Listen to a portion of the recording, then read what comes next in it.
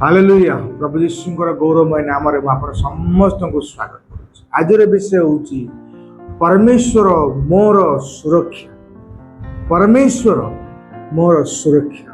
ପ୍ରକୃତରେ ଯଦି ଆପଣ ଦେଖିବେ ଜଗତକୁ ଲୋକ ଆଜି ପରସ୍ପରକୁ ମାରୁଛନ୍ତି, ଜାତି ଆଜି ପରସ୍ପରକୁ ମାରୁଛନ୍ତି, ଦେଶ ବିରୁଦ୍ଧରେ ଦେଶ ଠିଆ ହେଉଛି, କିନ୍ତୁ ୟା ଭିତରେ ପରମେଶ୍ୱର କୁହନ୍ତି, ବାଇବେଲ କୁହେ ଯେ ପରମେଶ୍ୱର ଆମମାନଙ୍କର ପ୍ରକୃତ ସୁରକ୍ଷା ଅଟନ୍ତି। ପ୍ରକୃତ ପରମେଶ୍ୱର ହିଁ ଆମମାନଙ୍କୁ ସୁରକ୍ଷା ଦେଇପାରିବେ। ଆଜି ଆମେ ସେ ବିଷୟ ଜାଣିବା ଯେ ପରମେଶ୍ୱର ଆମକୁ କିପରି ସୁରକ୍ଷା ଦେବେ, ଆମେ କ'ଣ କଲେ ଆମେ ସୁରକ୍ଷା ପାଇପାରିବା। ଯଦି ଆମେ ଗୀତ ସଂହିତା 91 ପର୍ବର 1 ପଦରୁ ନେଇକି 8 ପଦର ଶେଷ ପର୍ଯ୍ୟନ୍ତ ପଢ଼ିବା। ଗୀତ ସଂହିତା 91 ପର୍ବର 1 ପଦରୁ ନେଇକି 8 ପଦର ଶେଷ ପର୍ଯ୍ୟନ୍ତ ଲେଖାଯାଉଛି, ଯେଉଁ ଜନ ସର୍ବପରିସ୍ତଙ୍କ ଆବୃତ ସ୍ଥାନରେ ବାସ କରେ ସେ ସର୍ବଶକ୍ତିମାନଙ୍କ ଛାୟା ତଳେ ବସତି କରିବ। ଯେଉଁ ଜନ ଅର୍ଥ ସେ ପୁଅ ହଉ କି ଝିଅ ହଉ, ଯେକୌଣସି ଜାତିର, ଯେକୌଣସି ଧର୍ମର ହଉ, ଯେକୌଣସି ବର୍ଣ୍ଣର ହଉ, ଦେଖ ଯେଉଁ ଜନ ସର୍ବପରିସ୍ତଙ୍କ ଆବୃତ ସ୍ଥାନରେ ବାସ କରେ। ସର୍ବପରିସ୍ତ କହିଲେ କ'ଣ ନା ସମସ୍ତଙ୍କ ଉପରେ ଯିଏ ବାସ କରେ ସର୍ବପରିସ୍ତ। ଆଉ ତାଙ୍କ ସ୍ଥାନ କିଭଳି ନା ଆବୃତ ସ୍ଥାନ, ଅର୍ଥ ସେ ସ୍ଥାନ ହେଉଛି ଘେରା ହୋଇଥିବା ସ୍ଥାନ। ଯଦି ଆମେ ସର୍ବପରିସ୍ତଙ୍କ ଆବୃତ ସ୍ଥାନରେ ବାସ କରିବା, ବାସ କରିବା ଅର୍ଥ କ'ଣ? ଦିନେ 2 ଦିନ 6 ମାସ ବର୍ଷେ ନୁହଁ, ସବୁଦିନ ପାଇଁ ଯେଉଁ ବ୍ୟକ୍ତି ସର୍ବପରିସ୍ତଙ୍କ ଆବୃତ ସ୍ଥାନରେ କ'ଣ କରିବ? ବାସ କରିବ। ଲେଖାଯାଉଛି ସେ ସର୍ବଶକ୍ତିମାନଙ୍କ ଛାୟା ତଳେ ବସତି କରିବ। ଲେଖାଯାଉଛି ସର୍ବଶକ୍ତିମାନ। ଏ ଦୁନିଆରେ ଯେତେ ବି ଶକ୍ତି, ଯେତେ ବି ନାମ ଅଛି, ଯେତେ ବି ସ୍ୱର୍ଗ ପୃଥିବୀ ପାତାଳରେ ଥିବା ପ୍ରତ୍ୟେକ ନାମ, ପ୍ରତ୍ୟେକ ଶକ୍ତି ଉପରେ ପରମେଶ୍ୱରଙ୍କ ଶକ୍ତି ଅଟେ, ପ୍ରଭୁ ଯୀଶୁଙ୍କର ଶକ୍ତି ଅଟେ। ସେଥିପାଇଁ ଲେଖା ହେଉଛି ସର୍ବଶକ୍ତିମାନଙ୍କ ଛାୟା ତଳେ ବସତି କରିବ। ଅର୍ଥ ଯଦି ମୁଁ ସର୍ବପରିସ୍ତଙ୍କ ଆବୃତ ସ୍ଥାନରେ ବାସ କରୁଛି, ତାହେଲେ ସର୍ବପରିସ୍ତ ସମସ୍ତ ଉପରେ ତ ବାସ କରୁଛନ୍ତି, ସିଏ ମଧ୍ୟ ସମସ୍ତଙ୍କ ଶକ୍ତି ଉପରେ ଆଉ ତାହାଙ୍କର ଶକ୍ତି ଅଟେ। ସେ ସମସ୍ତଙ୍କୁ ଶକ୍ତି ଦାନ କରନ୍ତି, ଆଉ ସେଇ ସର୍ବଶକ୍ତିମାନଙ୍କ ଛାୟା ତଳେ ଆମେ ବାସ କରିବା। ଛାୟା ଅର୍ଥ କ'ଣ? ଛାଇ ଅର୍ଥ ଖରା, ତାତି ଅର୍ଥ ଦୁର୍ଘଟଣା, ଅର୍ଥ ବିପଦ ଆପଦ ଆମର କିଛି କ୍ଷତି କରିପାରିବ ନାହିଁ, କାରଣ ପରମେଶ୍ୱର ଯିଏ ସର୍ବଶକ୍ତିମାନ ତାହାଙ୍କ ଛାୟା ତଳେ ଆମେ କ'ଣ କରିବା ନା ବସତି କରିବା। 2 ପଦ ଲେଖା ହେଉଛି, ମୁଁ ସଦାପ୍ରଭୁଙ୍କ ବିଷୟରେ କହିବି, ସେ ମୋର ଆଶ୍ରୟ ଓ ମୋର ଦୁର୍ଗ, ମୋର ପରମେଶ୍ୱର, ମୁଁ ତାହାଙ୍କ ଠାରେ ନିର୍ଭର ରଖେ। ଏଠି ଗୋଟିଏ ବ୍ୟକ୍ତି ନିଜର ସାକ୍ଷ୍ୟ କହୁଛି ଯେ ସର୍ବପରିସ୍ତଙ୍କ ଆବୃତ ସ୍ଥାନରେ ମୁଁ ବାସ କଲି, ଆଉ ଯାହାଦ୍ୱାରା ଯେଉଁ ସର୍ବଶକ୍ତିମାନ ସିଏ ମୋତେ କ'ଣ କଲେ ନା ତାଙ୍କ ଛାୟା ତଳେ ମୋତେ ବସତି ଦେଲେ, ଅର୍ଥ ମୋତେ ସୁରକ୍ଷା ଦେଲେ। ସେଇ ବିଷୟ ସେ ଏଇ ଜାଗାରେ କହୁଛି। ଦେଖାଉଛି ମୁଁ ସଦାପ୍ରଭୁଙ୍କ ବିଷୟରେ କହିବି। ଦେଖାଉଛି ମୁଁ ସଦାପ୍ରଭୁଙ୍କ ବିଷୟରେ କହିବି। କୋଉ ସଦାପ୍ରଭୁ?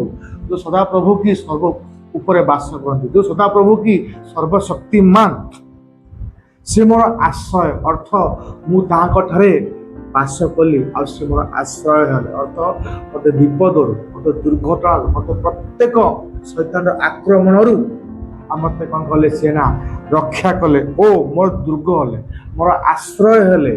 ଆଉ ଦୁର୍ଗ ଅର୍ଥ ମୋ ଚାରିପଟେ ପ୍ରାଚୀର ସଦୃଶ୍ୟ ହେଲେ, ଆଉ ସେ ପ୍ରାଚୀରକୁ ଡେଇଁକି କୌଣସି କ୍ଷତି କରିବା ବ୍ୟକ୍ତି, କୌଣସି କ୍ଷତି କରିବା ଆତ୍ମା, ଦୁଷ୍ଟାତ୍ମା, ଶୈତାନ ଆସିପାରିଲା ନାହିଁ।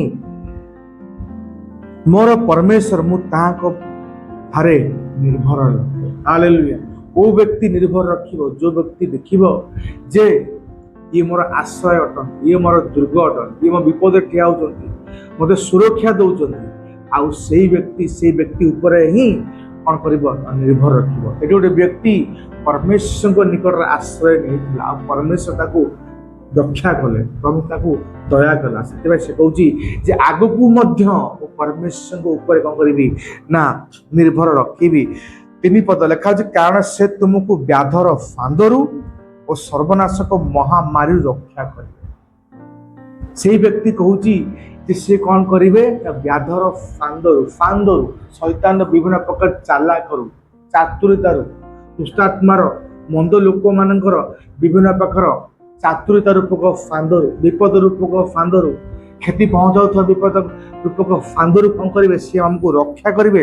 ଆଉ ସର୍ବନାଶକ ମହାମାରୀ ଅର୍ଥ ଏଇଭଳି ଏକ ମାରୀ, ଏଇଭଳି ଏକ ରୋଗ, ଯୋଉ ରୋଗ କି ଥରେ ହେଇଗଲା ଗାଁ ଗାଁ ନଷ୍ଟ କରିଦଉଥିଲା, ହଜାର ହଜାର ଲକ୍ଷ ଲକ୍ଷ ଲୋକ ମରିଯାଉଥିଲେ। ଲେଖା ହଉଛି ସେଇଭଳିଆ ମହାମାରୀରୁ ମତେ କଣ କରିବେ, ସିଏ ରକ୍ଷା କରିବେ। ଚାରିପଦ ଲେଖା, ସେ ଆପଣା ପକ୍ଷରେ ତୁମକୁ ଆବରିବେ ଓ ତାହାଙ୍କ ଡେଣା ତଳେ ତୁମେ ଆଶ୍ରୟ ନବ। ଲେଖା ହଉଛି ଯେମିତି ଏକ କୁକୁଡ଼ା ଶୀତ ହଉ କି ବର୍ଷା ହଉ କି ଖରା ହଉ କଣ କରେ ନା ତା ଛୁଆକୁ କଣ କରେ, ଛୋଟ ଥିବା ସମୟରେ ତା ପକ୍ଷ ବା ତା ଡେଣା ତଳେ ଆବରେ, ତା ନିଜ ପାଖରେ ରଖେ, ତାକୁ ସୁରକ୍ଷା ଦିଏ।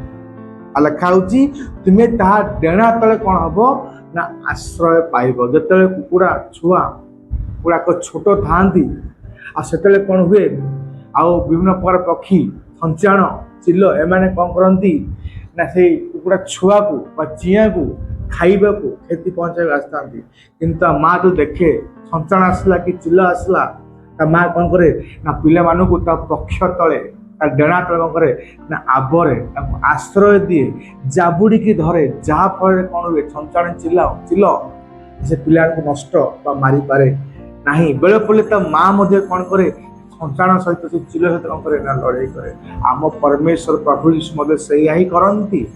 ଦେଖନ୍ତି ଦୁଷ୍ଟ ଲୋକ, ଦୁଷ୍ଟାତ୍ମା, ଶୈତାନ ଆସିକି ତାଙ୍କୁ ବିଶ୍ୱାସ କରୁଥିବା ଲୋକମାନଙ୍କୁ କ୍ଷତି ପହଞ୍ଚାଇବାକୁ ଚାହେଁ, ନଷ୍ଟ କରିବାକୁ ଚାହେଁ, ଆପଦ ଆଣିବାକୁ ଚାହେଁ ବିଭିନ୍ନ ପ୍ରକାର ଉପାୟରେ। ତ ପରମେଶ୍ୱର କଣ କରନ୍ତି, ତାଙ୍କ ପକ୍ଷକୁ କଣ କରନ୍ତି, ତାଙ୍କ ଡେଣା କଣ କରନ୍ତି ନା ବଢାନ୍ତି ଆଉ ଆମମାନଙ୍କୁ ଆବରନ୍ତି, ତାଙ୍କ ଆଶ୍ରୟ ଦିଅନ୍ତି। ତାପରେ ଲେଖା ହଉଛି ତାହାଙ୍କ ସତ୍ୟତା ଢାଲ ଓ ଫଳକ ସ୍ୱରୂପ। ତାହାଙ୍କ ସତ୍ୟତା ଅର୍ଥ ପରମେଶ୍ୱର ହିଁ ସତ୍ୟ, ଏକମାତ୍ର ପରମେଶ୍ୱର ସତ୍ୟ, ଏକମାତ୍ର ପ୍ରଭୁ ଯୀଶୁ ସତ୍ୟ, ଯାହାଙ୍କର ଐତିହାସିକ ପ୍ରମାଣ ଯିଏ କଥା କାଳ୍ପନିକ କାହାଣୀ ନୁହନ୍ତି, ସେ ସତ୍ୟ ଅଟନ୍ତି। ଅର୍ଥ ଯଦି ଆମେ ତାହାଙ୍କୁ ଜାଣୁଛେ, ତାଙ୍କୁ ଯଦି ବିଶ୍ୱାସ କରୁଛେ, ଜଗତର କୌଣସି ପ୍ରକାର କଥା କାହାଣୀ ଏ କଥାକୁ ଡେଇଁ ପାରିବ ନାହିଁ, କଥା ଠାରୁ ବଡ଼ ହେଇପାରିବ ନାହିଁ। କାହିଁକି ଆମେ ସତ୍ୟତାକୁ ଜାଣିଛେ। ଏ ସତ୍ୟତା କଣ କରିବ ନା ଢାଲ ସ୍ୱରୂପ ଲୋକମାନଙ୍କ ଆଗରେ ଠିଆ କରିବ। ଏ ସତ୍ୟତା କଣ କରିବ ନା ଫଳକ ବା ପଥର ସଦୃଶ୍ୟ ଠିଆ କରିବ। ଲୋକମାନେ ଆମକୁ ଆସି କଥା କହି ଲଜ୍ଜିତ କରିବା ପାଇଁ, କିନ୍ତୁ ସତ୍ୟତା ଆମର ପାଖରେ ଅଛି, ଅର୍ଥାତ ବାଇବେଲର ଜ୍ଞାନ ତାଙ୍କ ପାଖରେ ଅଛି, ଲୋକମାନେ ଲଜ୍ଜିତ ଅପମାନିତ ହେଇକି ଯିବେ, କାରଣ ତାଙ୍କ ସତ୍ୟତା ଢାଲ ଆଉ ଫଳକ ସ୍ୱରୂପ ଅଟେ। 5 ପଦ ଲେଖା ହଉଛି ତୁମେ ରାତ୍ରର ତ୍ରାସ କିମ୍ବା ଦିବସର ଓଡ଼ନ୍ତା ତୀର, ଓ 6 ପଦ ଲେଖା ହଉଛି ଅନ୍ଧକାର ଗାମୀ ମହାମାରୀ କିମ୍ବା ମଧ୍ୟାହ୍ନର ବିନାଶକ ସଂହାର ବିଷୟରେ ଭୀତ ହେବ ନାହିଁ। ହାଲେଲୁୟା। ଆଜି ଦେଖନ୍ତୁ 24 ଘଣ୍ଟା ଭିତରେ, ରାତିରେ ବା ଦିନରେ କାହା ପ୍ରତି କେତେବେଳେ କଣ ଘଟିବ ଆମେ ଜାଣିନେ, କିନ୍ତୁ ଏଠି ପରମେଶ୍ୱର କହୁଛନ୍ତି ଏକ ଲୋକ ଦ୍ୱାରା ଯେ ରାତି ହଉ କି ଦିନ ହଉ, 24 ଘଣ୍ଟା ଭିତରେ ଯେପର୍ଯ୍ୟନ୍ତ ତୁମେ ଜୀବିତ ଅଛ ଏ ଜଗତରେ, ରାତିରେ ହଉ କି ଦିନରେ ହଉ, କୌଣସି ପ୍ରକାର ବିପଦ କୌଣସି ପ୍ରକାର ଉପାୟରେ ତୁମ ପାଖକୁ ଆସିବ ନାହିଁ, ଆଉ ତୁମେ ତାକୁ ଭୟ କରିବ ନାହିଁ। କଣ ପାଇଁ ଭୟ କରିବ ନାହିଁ? କାରଣ ପରମେଶ୍ୱର ତୁମର ସହଭାଗୀ, କାରଣ ପରମେଶ୍ୱର ତୁମ ସହିତ ରହିବେ, ତୁମେ ପରମେଶ୍ୱରଙ୍କ ନିକଟରେ ବାସ କରିବ। ପରମେଶ୍ୱର ତୁମର ବଳ, ତୁମର ଆଶ୍ରୟ, ତୁମର ଛାୟାର ସ୍ଥାନ ହବ। ହାଲେଲୁୟା। ପରମେଶ୍ୱର ଆମକୁ ଆଶୀର୍ବାଦ କରନ୍ତୁ। 7 ପଦ ଲେଖାଯାଏ ତୁମ ପାର୍ଶ୍ୱରେ ସହସ୍ର ଓ ତୁମ ଦକ୍ଷିଣ ପାଖରେ ଅୟୁତ ଲୋକ ପଡ଼ିବେ, ମାତ୍ର ତାହା ତୁମ କତିକି ଆସିବ ନାହିଁ। ହାଲେଲୁୟା। ଆଜି ଜଗତରେ ଦେଖନ୍ତୁ ବିଶ୍ୱାସିନୀ ଭାଇ ଭଉଣୀ ମାନଙ୍କୁ ଲୋକମାନେ କଣ କରନ୍ତି ନା ତାର କ୍ଷତି ପହଞ୍ଚାନ୍ତି, ତାହାକୁ ନଷ୍ଟ ପହଞ୍ଚାନ୍ତି।